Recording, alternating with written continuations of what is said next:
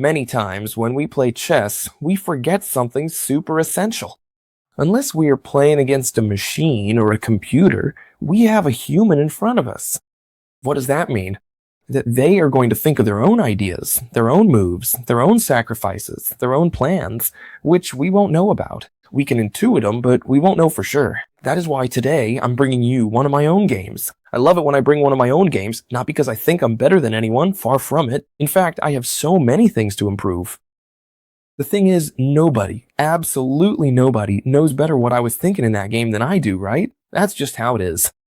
If we put ourselves in my opponent's shoes, I'll be able to intuit what they were thinking. However, I won't be able to know for sure exactly what he was thinking. That's why I'm bringing you a tournament game that I played just yesterday, and I'm not going to tell you who won until the video ends, because that way we keep that intrigue, right? The idea is that I started with the king's pawn.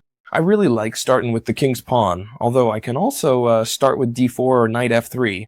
Lately, I've been starting almost always with my king's pawn, and my opponent surprises me with a Caro-Kann. Well, I was really looking for war, for battle, meaning for them to play, for example, e5, c5, and play a very open position. And my opponent played the Caro-Kann against me. Well, it's what I always say, right? You have to adapt to whatever your opponent plays against you. In that case, well, since they aren't occupying the center, I thought it's the best moment, right? To place my two pawns on e4 and d4, which is what we always recommend whenever your opponent doesn't occupy the center immediately. d5, this is the theoretical move, and here there are several possible moves, such as, for example, the advance variation, the exchange variation, and knight c3 and knight d2. Well, in this case, I used the knight c3 one. The veterans of the channel know that I played a tournament game, maybe a year ago? A year?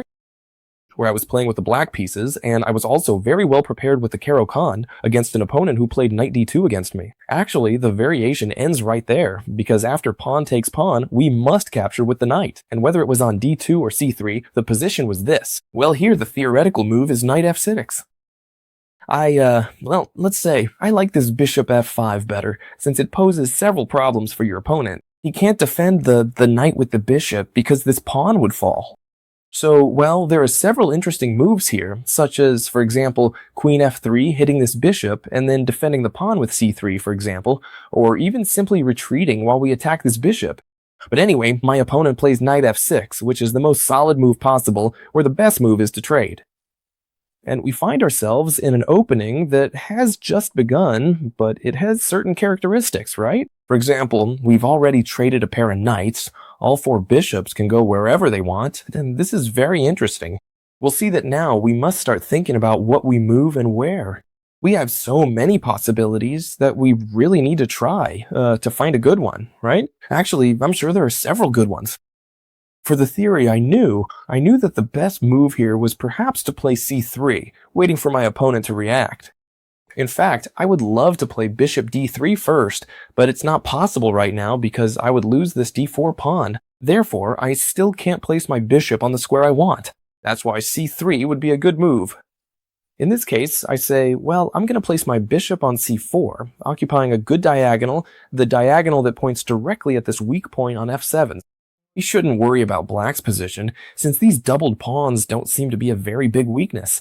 They're simply going to defend the castled position very well. And now I say, well, I'm going to wait and see what my opponent does. My opponent plays bishop d6 against me. And whenever there are these types of structures in the French or the Caro-Kann, where pawns have been exchanged on the king's file, this queen e2 check is usually a very interesting move to consider. Why? Because now you're posing a question, right? A doubt for your rival. What do I do? Moving the king? I'm ruling that out.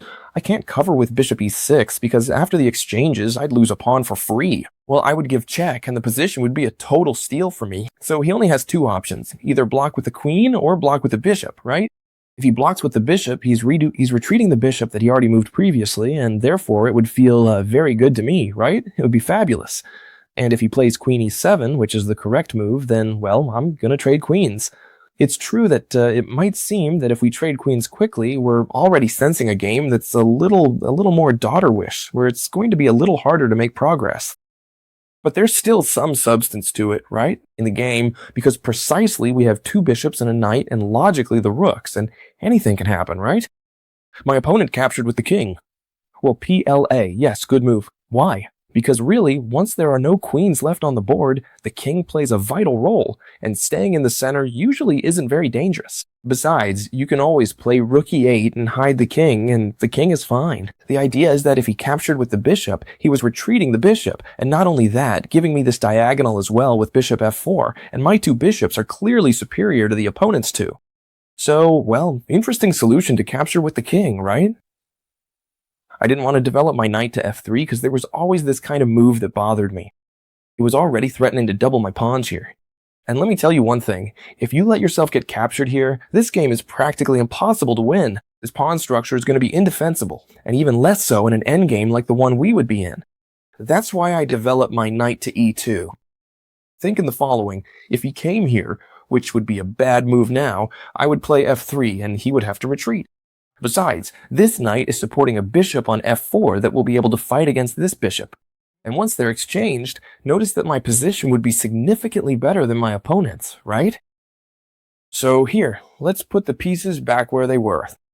My opponent decides, to make a very interesting move, right? Which is bishop to e6, trying to trade my good bishop for his bishop that wasn't doing anything. In this case, many of you would say, well, I'll trade and continue with development. Let's see, trading doesn't seem like the best idea. And you know why? Because if we trade here, we're fixing our opponent's structure.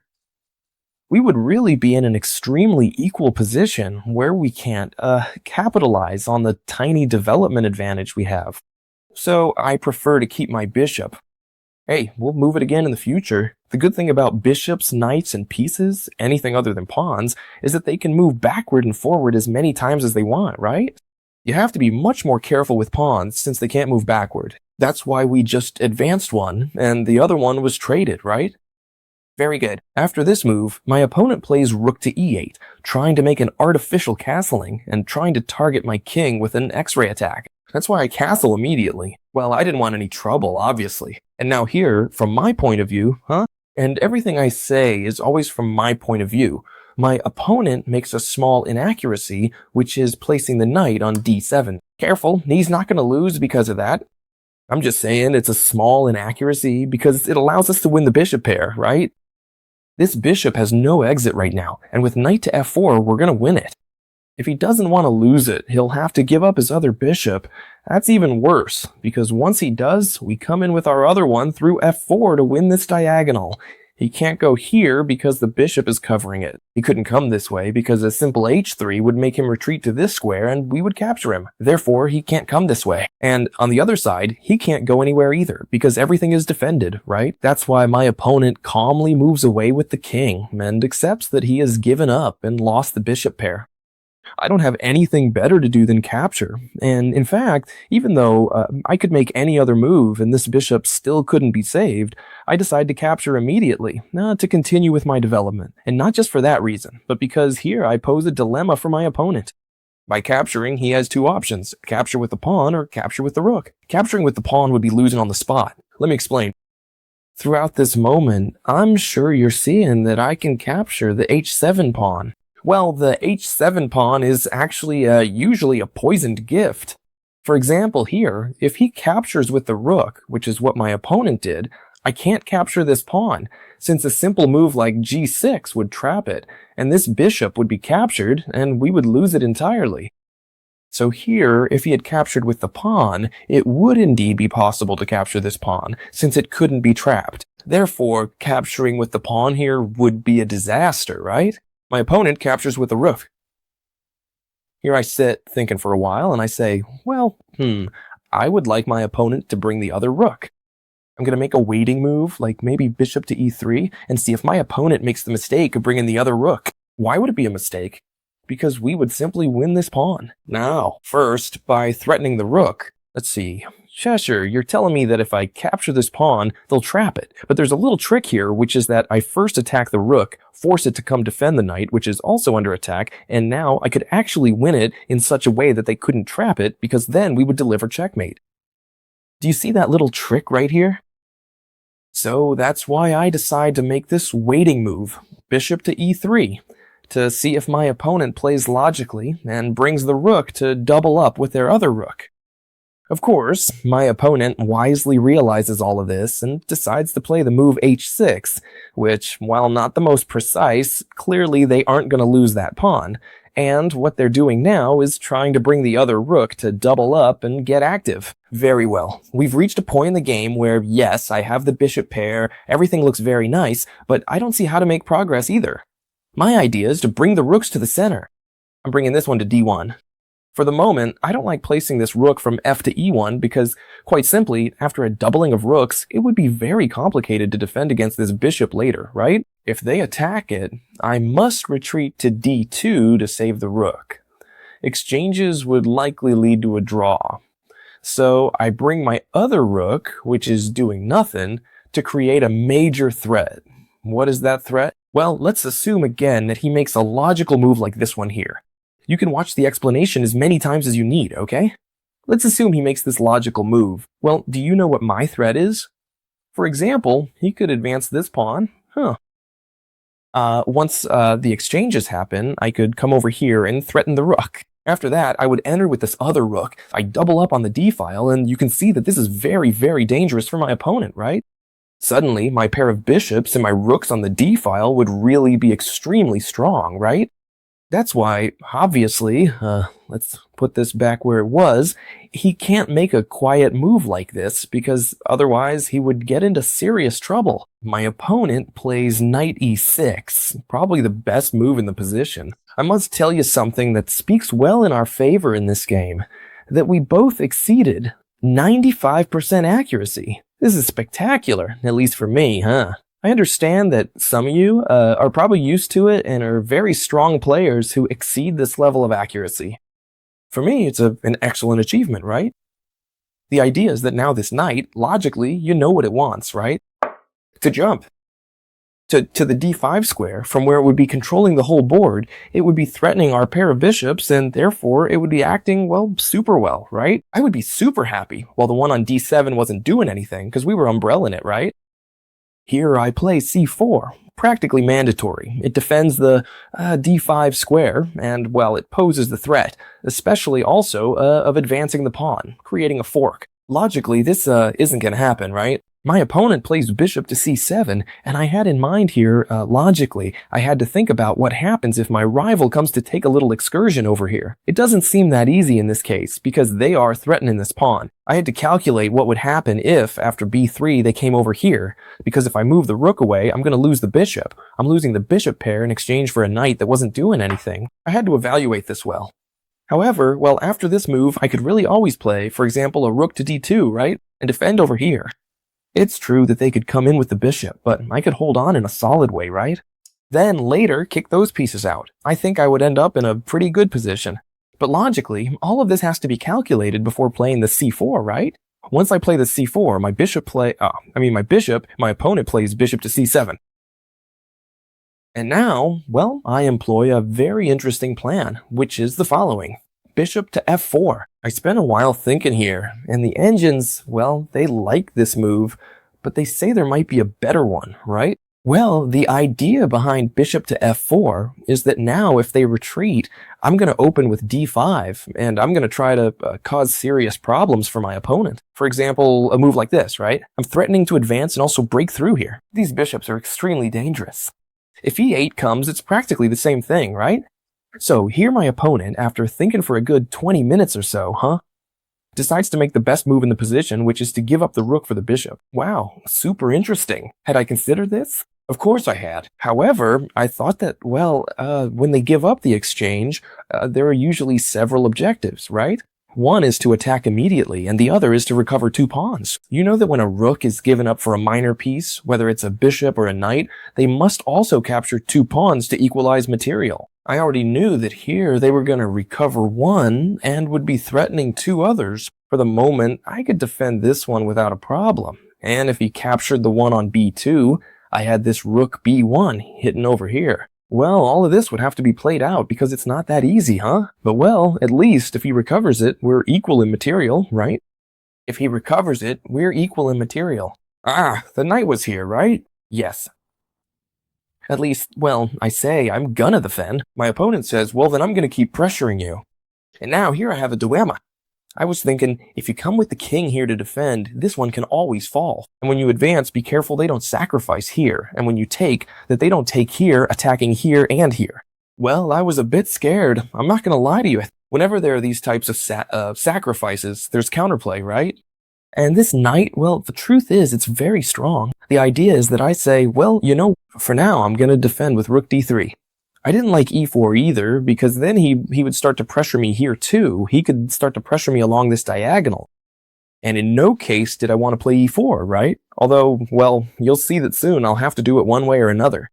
First I defend with th this rook d3, my opponent kicks my bishop out. Perhaps the most precise move would have been to play bishop h3, although I preferred to play this bishop g4, forcing the advance of these pawns a bit so I could position myself well on f3. However, this move, f4, even though it might seem like it doesn't do anything, it's actually quite dangerous. I was valuing this bishop f4 more here. It seemed a tad stronger to me.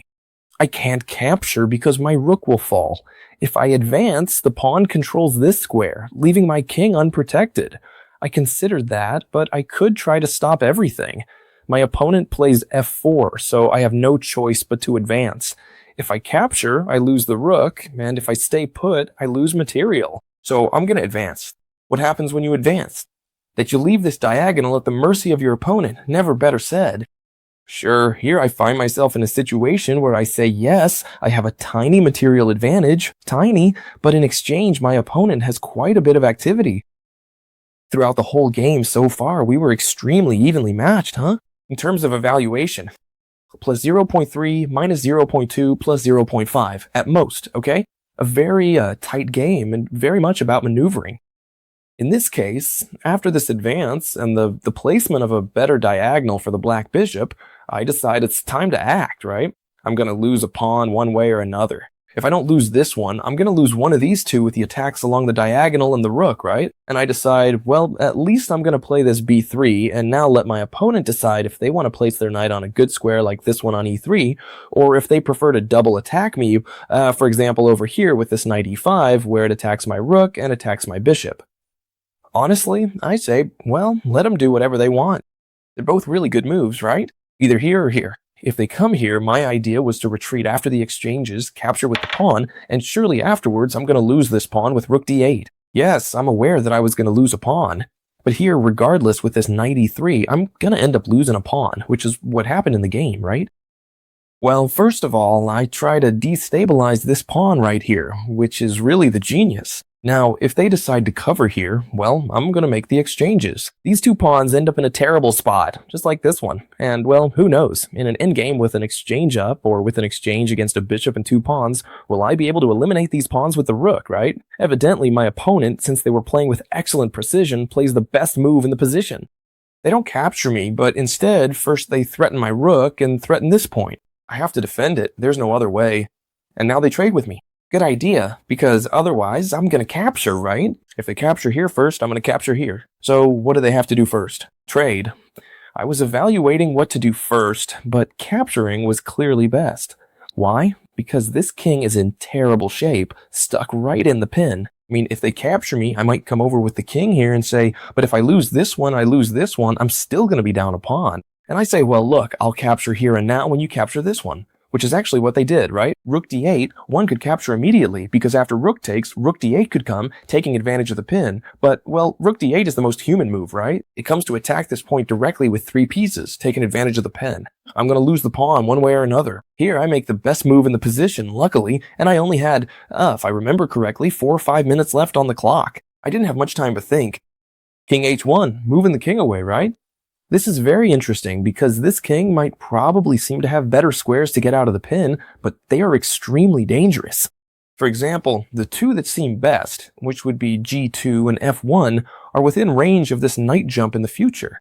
And this can be extremely dangerous, right? Because after, for example, bishop takes, we wouldn't be able to recapture. Or if after rook takes, we wouldn't be able to recapture because we'd lose the rook. That's why I have to decide between these two. And if I have to decide between these two, well, I prefer the light squared one, since my opponent's bishop is dark squared, right? Well, king h1. My opponent must capture this pawn. He cannot capture with the bishop. A huge blunder, because I would simply come back with the rook and this knight would have to move. And when it moves, I would take the bishop, therefore he would lose a piece. He must capture with the knight, which is what he did, right? He captured with the knight. Okay, in this case, well, they are simply attacking this point. I come to defend it with the king. I mean, let's see if he tries to be clever and with little time on the clock, captures my bishop without thinking that his rook is defended. But logically he can't, because I have two rooks, right?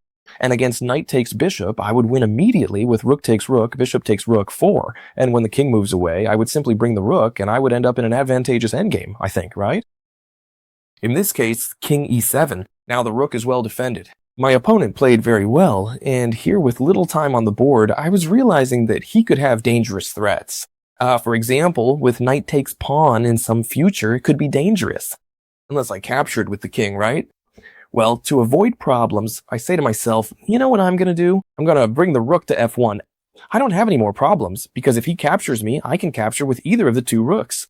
And if not, well, I can always project myself into an attack against this f7 pawn as well, right? And my opponent here does the following. First, he plays this h5 to better position his pawn structure and prevent my bishop from progressing along that diagonal. I play b4 to see if I'm in time to play a4 and a5 if he gets distracted to make this bishop leave and I can at some point capture the knight, right? Who knows?